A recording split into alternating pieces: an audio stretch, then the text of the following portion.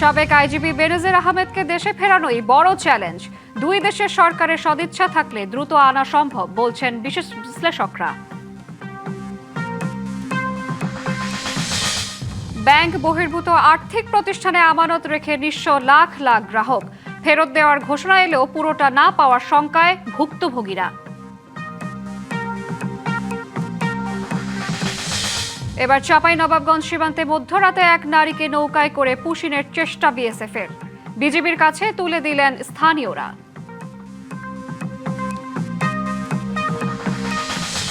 নির্মাণ কাজে রাশিয়ায় নিয়ে প্রতারণা করে 30 যুবককে পাঠানো হয় যুদ্ধে। ড্রোন হামলায় টাঙ্গাইলে 3 জন নিহতের সংবাদে শোকে স্তব্ধ পরিবার।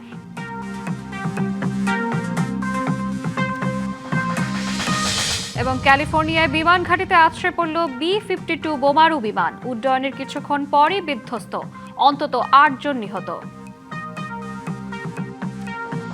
দেখছিলেন মার্কেন্টাইল ব্যাংক সংবাদ শিরোনাম। এবার জানাবো খবরের বিস্তারিত। আপনাদের সাথে আছে আমি সুমাইয়া আফরিন শ্রাবন্তী। দুবাইয়ে গ্রেফতারের পর সাবেক আইজিপি বেনজির আহমেদকে দেশে ফেরানোই এখন সরকারের সামনে বড় চ্যালেঞ্জ। নানা অনিয়ম দুর্নীতিতে অভিযুক্ত দাপুটে সাবেক এই পুলিশ প্রধানকে ফেরাতে 30 দিনের মধ্যে কূটনৈতিক চ্যানেলে আনুষ্ঠানিক প্রত্যর্পণ অনুরোধ পাঠাতে হবে। এরই মধ্যে পাঠানোর প্রক্রিয়া শুরু হয়েছে। আন্তর্জাতিক সম্পর্ক বিশ্লেষক ও সাবেক পুলিশ কর্মকর্তারা মনে করেন দুই দেশের সরকারের সদিচ্ছা তাকে বাংলাদেশে ফেরানো সম্ভব। বাড়িতে থেকে টোকায় নিয়ে আসবো, মাটির তলে ঢুকলে সেখান থেকে বের করে নিয়ে আসবো। বেনজির আহমেদ দেশের এক সময়ের সবচেয়ে ক্ষমতাধর পুলিশ কর্মকর্তা। এক দশকেরও বেশি সময় ছিলেন পুলিশের গুরুত্বপূর্ণ 3 পদে। Never underestimate the power of the government.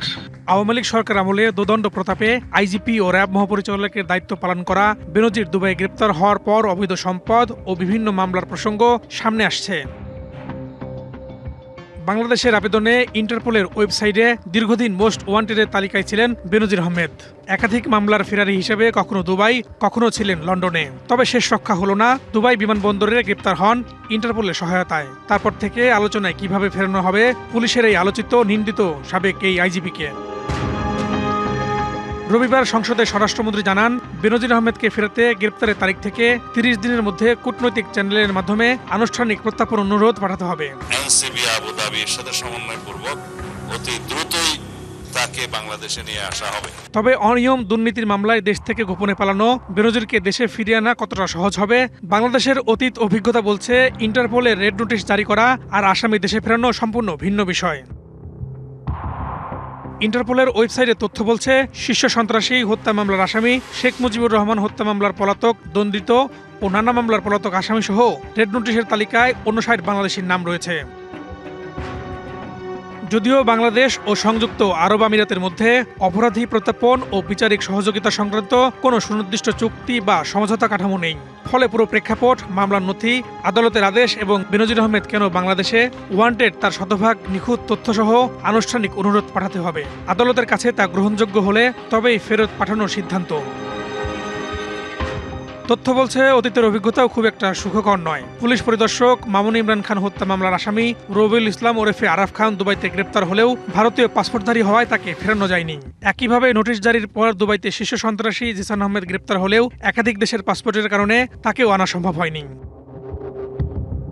আন্তর্জাতিক সম্পর্ক বিশ্লেষক মনে করছেন, অতীতে অপরাধীরা একাধিক দেশের পাসপোর্টধারী হওয়ায় অনেককে ফেরানো যায়নি। তবে সরকারের যথেষ্ট আন্তরিকতা থাকতে হবে।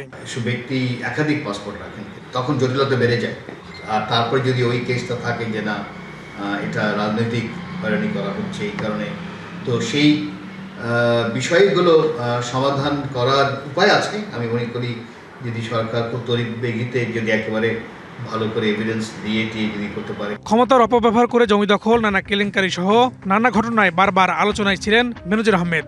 2021 সালে গুরুতর মানবাধিকার লঙ্ঘনের অভিযোগে যুক্তরাষ্ট্র র্যাব ও এর 7 কর্মকর্তার উপর নিষেধাজ্ঞা দেয়। এই তালিকায় বেনজিরের নামও ছিল। আছে বিচার বহির্ভূত হত্যা ও গুমের অভিযোগও। চেয়ারের সর্বোচ্চ অপব্যবহার করেছেন বেনজির, এমন মন্তব্য মানবাধিকার কর্মীদের। একটা প্রক্রিয়ার মধ্য দিয়ে আশা করা যায় যে শীঘ্রই তাকে বাংলাদেশে ফেরত আনা সম্ভব হবে। সম্পত্তি দখল করা, অর্থ আত্মসাৎ করা এবং বিভিন্ন ব্যবসায়ীকে নানাভাবে নাজেহাল করে তাদের কাছ থেকে অর্থ আদায় করা। আর পুলিশের সাবেক আইজিপি নুরুল হুদা বলেছেন, বেনজির আহমেদকে দেশে ফিরিয়ে আনা চ্যালেঞ্জ হলেও দুই দেশের সরকারের আন্তরিকতা থাকলে তা দ্রুত সম্ভব হবে।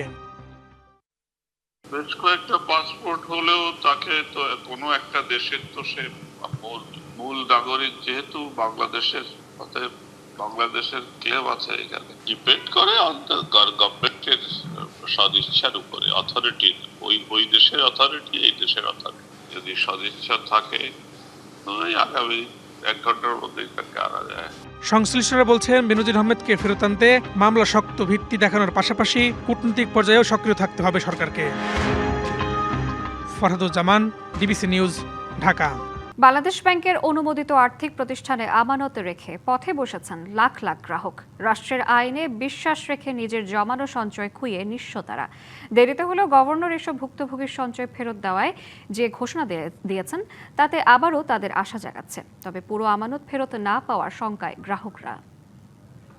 টাকার জন্য অনেক চেষ্টা করেছেন, হসপিটালে ভর্তি করলাম, পরের দিন উনি হার্ট অ্যাটাক করে মারা গেলেন।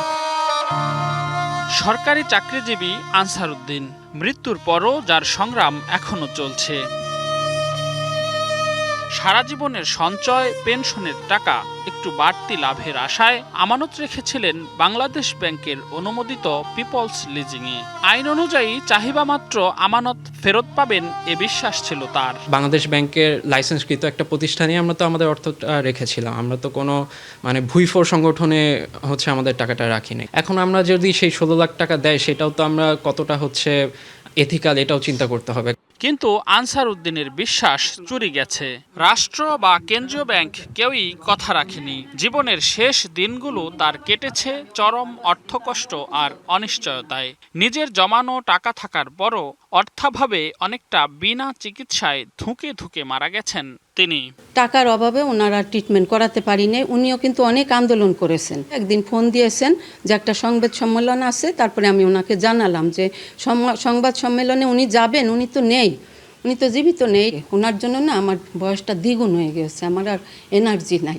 আনসার উদ্দিনের শেষ দিনগুলো ছিল লজ্জা আর অপমানের। তার স্ত্রীর প্রশ্ন, এ দায় কার? ছোট মেয়েটাকে কিচ্ছু দিয়ে দিতে পারিনি, শুধু মাত্র 80,000 টাকা ওনার কাছে কোথাও থেকে ধার করে আনছে, জানি না, কোনো রকম উঠাই দিয়েছে। আমি খুব লজ্জিত যে আমার মেয়ের কাছে। এখন বাবার রেখে যাওয়া যুদ্ধটা লড়ে যাচ্ছে সন্তান। বাংলাদেশ ব্যাংক আপাতত বলেছেন যে তারা 10 লাখ টাকা একটা দেওয়ার আশ্বাস দিয়েছেন, কিন্তু আমরা যতদিন এটা আমাদের নিজেদের হাতে পাচ্ছি না, ততদিন পর্যন্ত আমরা আসলে আশ্বস্ত হতে পারছি না। আইন অনুযায়ী বন্ধ হতে যাওয়া 5টি আর্থিক প্রতিষ্ঠানে রাখা পুরো সঞ্চয় সহসাই ফেরত পাবেন না আমানতকারীরা।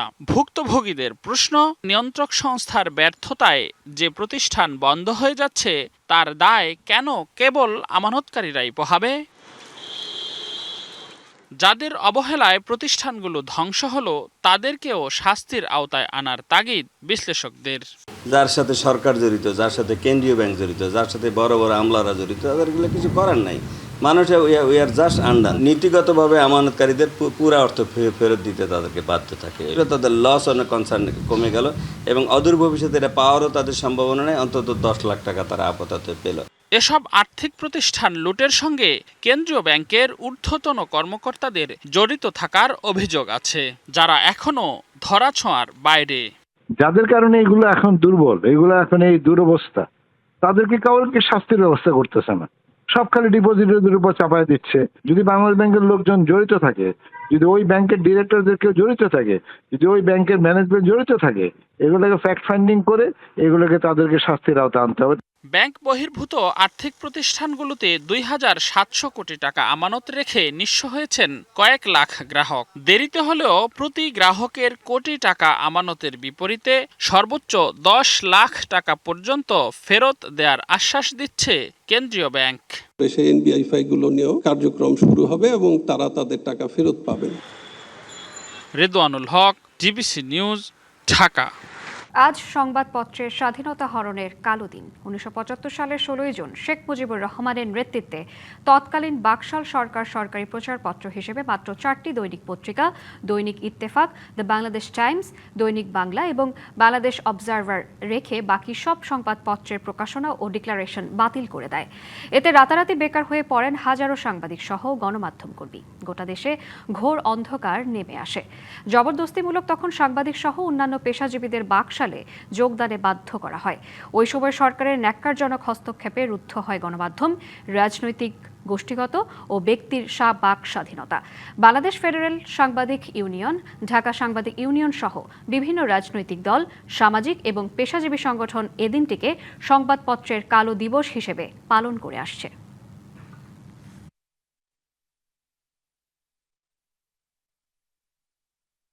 এবার মধ্যরাতে এক নারীকে নৌকায় করে পুষিনের চেষ্টা চালিয়েছে ভারতের সীমান্তরক্ষী বাহিনী বিএসএফ। বাংলাদেশের সীমান্তবাসীরা তাকে তুলে দিয়েছে বিজিবির হাতে। এখন চাঁপাইনবাবগঞ্জের শূন্য রেখায় অবস্থান করছেন সেই নারী। এছাড়া জামালপুরের দেওয়ানগঞ্জ সীমান্ত দিয়ে একজনকে পুষিনের চেষ্টা করেছে বিএসএফ। বিজিবি ও স্থানীয়দের বাধায় শূন্যরেখায় অবস্থান করছেন ওই ব্যক্তি। এদিকে লালমনিরহাটের বেশ কয়েকটি সীমান্ত দিয়ে আবারও পুষিনের চেষ্টা করেছে বিএসএফ, তবে বিজিবি ও এলাকাবাসীর সহযোগিতায় তা ব্যর্থ হয়েছে। অন্যদিকে কুড়িগ্রামের রৌমারী সীমান্তে 2 দিন ধরে শূন্যরেখায় অবস্থান করা শিশু ও নারী সহ 9 জন খোলা আকাশের নিচে অনিশ্চয়তায় দিন কাটাচ্ছেন।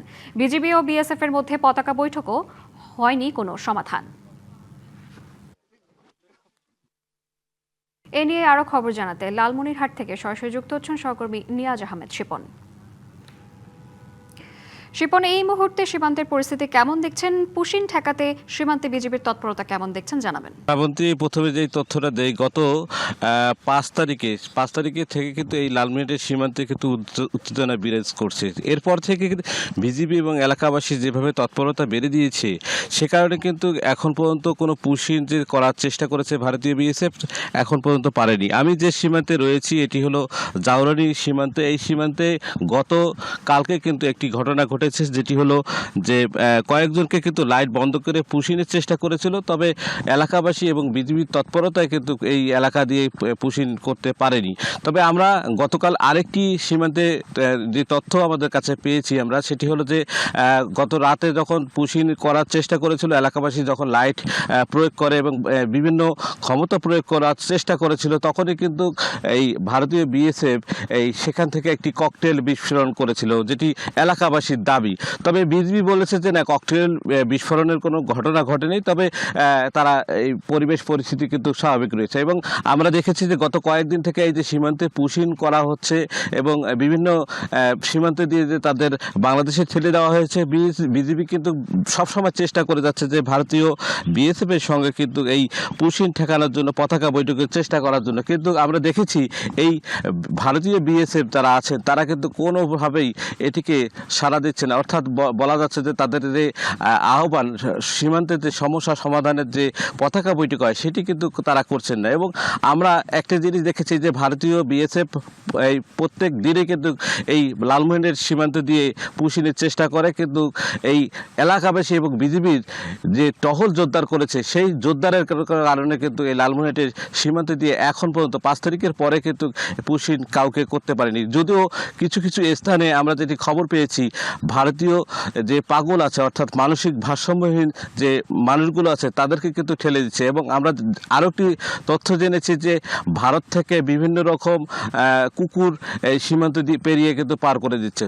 তো শ্রাবন্তী, সীমান্তে উত্তেজনা এখন স্বাভাবিক রয়েছে। পুশিন যারা করছে তাদেরকে কিন্তু ব্যর্থ করে দিয়েছে বিজিবি এবং এলাকাবাসী। শ্রাবন্তী, এই ছিল আমার কাছে সীমান্ত থেকে সর্বশেষ। ধন্যবাদ আপনাকে। যুক্তরাষ্ট্রের ক্যালিফোর্নিয়ায় মার্কিন বিমান বাহিনীর একটি B-52 স্ট্র্যাটোফর্ট্রেস বোমারু বিমান বিধ্বস্ত হয়ে নিহত হয়েছেন অন্তত 8 জন। ক্যালিফোর্নিয়ার অ্যাডওয়ার্ডস এয়ারফোর্স ঘাঁটি থেকে উড্ডয়নের কিছুক্ষণ পরে বিধ্বস্ত হয় বিমানটি। স্থানীয় সময় সোমবার ঘাঁটি কর্তৃপক্ষ বিবৃতিতে জানায়, সকাল 11:30টার দিকে বিমানটি পরীক্ষামূলক উড্ডয়ন করে। এর কিছুক্ষণ পরেই বিমানটি বিধ্বস্ত হয়। এই দুর্ঘটনায় বিমানে থাকা 8 জন নিহত হয়েছেন। B-52 স্ট্র্যাটোফর্ট্রেস একটি দীর্ঘ পাল্লার কৌশলগত বোমারু বিমান। এটি প্রচলিত পারমাণবিক উভয় ধরনের অস্ত্র বহনে সক্ষম। ভিয়েতনাম যুদ্ধ থেকে শুরু করে উপসাগরীয় যুদ্ধ, ইরাক, আফগানিস্তান এবং সম্প্রতি ইরা সংঘাতেও এই সব বিমান ব্যবহার করা হয়েছে।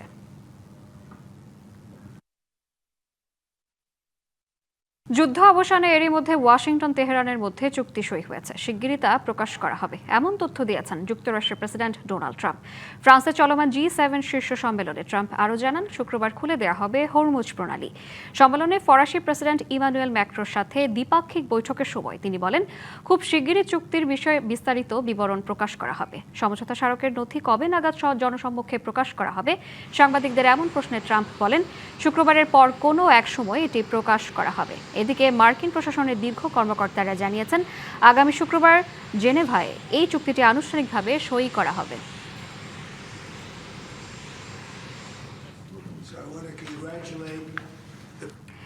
যুক্তরাষ্ট্র ইরানের মধ্যে সমঝোতা স্মারক সইয়ের পথে। চুক্তিতে 60 দিনের যুদ্ধবিরতি বৃদ্ধি, হরমুজ প্রণালী পুনরায় চালু এবং পারমাণবিক কর্মসূচি নিয়ে নতুন আলোচনার বিষয় রয়েছে। তবে সমালোচকদের মতে এটি ওবামা আমলের চুক্তির চেয়েও দুর্বল। মধ্যপ্রাচ্যের উত্তেজনা প্রশমনে অবশেষে সমঝোতার পথে হাঁটছে চিরবৈরী দুই দেশ যুক্তরাষ্ট্র ও ইরান। মধ্যস্থতাকারীদের কূটনৈতিক তৎপরতার পর দুই পক্ষ সমঝোতা স্মারকে সইয়ের দ্বারপ্রান্তে পৌঁছেছে। চুক্তি অনুযায়ী যুদ্ধবিরতির মেয়াদ আরও 60 দিন বাড়ছে। পাশাপাশি ফেব্রুয়ারি থেকে বন্ধ থাকা হরমুজ প্রণালী ধাপে ধাপে খুলে দেওয়া হবে। প্রেসিডেন্ট ডোনাল্ড ট্রাম্পের দাবি, ইরান জলপথ থেকে মাইন সরাবে এবং কোনো শুল্ক আদায় করবে না। বিনিময়ে ইরানগামী জাহাজের উপর থেকে নৌ অবরোধ তুলে নেবে ওয়াশিংটন এবং চুক্তির অগ্রগতির ভিত্তিতে কিছু নিষেধাজ্ঞা শিথিল করবে। তবে নিষেধাজ্ঞা পুরোপুরি প্রত্যাহারের কোনো নির্দিষ্ট সময়সীমা খসড়ায় উল্লেখ নেই। চুক্তিতে পারমাণবিক ইস্যুতে যুক্তরাষ্ট্রের শর্ত মেনে চলার প্রতিশ্রুতি দিয়েছে ইরান। এর মধ্যে রয়েছে পারমাণবিক অস্ত্র না তৈরির অঙ্গীকার এবং উচ্চ মাত্রায় সমৃদ্ধ ইউরেনিয়াম মজুদ সীমিত রাখা। প্রস্তাবিত চুক্তির নাম রাখা হয়েছে ইসলামাবাদ চুক্তি। তবে বিদেশে আটকে থাকা কয়েক বিলিয়ন ডলারের তহবিল মুক্ত করার বিষয়টি নিশ্চিত করতে চাইছে ইরান। যুক্তরাষ্ট্র বলছে, আগামী 60 দিন ইরানকে তেল বিক্রির অনুমতি দেওয়া হলেও দেশটির ফ্রিজ হওয়া অর্থ ছাড়ের বিষয়টি নির্ভর করবে তাদের পারফরমেন্সের উপর। এদিকে এই চুক্তি পুরো অঞ্চলে কার্যকর করার কথা বলা হলেও ইসরায়েল এতে রাজি নয়। ইসরায়েলের এমন নেতিবাচক অবস্থান এই চুক্তির স্থায়িত্বকে বড় প্রশ্নের মুখে ফেলেছে। বিশ্লেষকদের মতে এই যুদ্ধ বিশ্ব অর্থনীতিতে যে বিপুল ক্ষয়ক্ষতি করেছে, 60 দিন পর পরিস্থিতি কোন দিকে মোড় নেয় এখন সেটাই দেখার বিষয়। খান মোহাম্মদ মুকুল, ডিবিসি নিউজ ডেস্ক। 16 বছরের কম বয়সী শিশু কিশোরদের জন্য সামাজিক যোগাযোগ মাধ্যম ব্যবহার নিষিদ্ধ করেছে যুক্তরাজ্য। 2027 সালের শুরুতে এই নতুন আইন কার্যকর হওয়ার কথা রয়েছে। ব্রিটিশ প্রধানমন্ত্রী কিয়ার স্টারমার জানিয়েছেন, শিশুদের অনলাইনে নিরাপদ রাখতে সামাজিক যোগাযোগ মাধ্যম থেকে দূরে রাখাই সবচেয়ে কার্যকর উপায়। টিকটক, ইউটিউব, ইনস্টাগ্রাম, ফেসবুক এবং এক্স সহ বিভিন্ন সামাজিক যোগাযোগ মাধ্যম এই নিষেধাজ্ঞার আওতায় আসবে। তবে হোয়াটসঅ্যাপ ও সিগন্যালের মতো মেসেজিং সেবাগুলো নিষেধাজ্ঞার বাইরে থাকবে। The apps that I use the most. So the first one is Snap.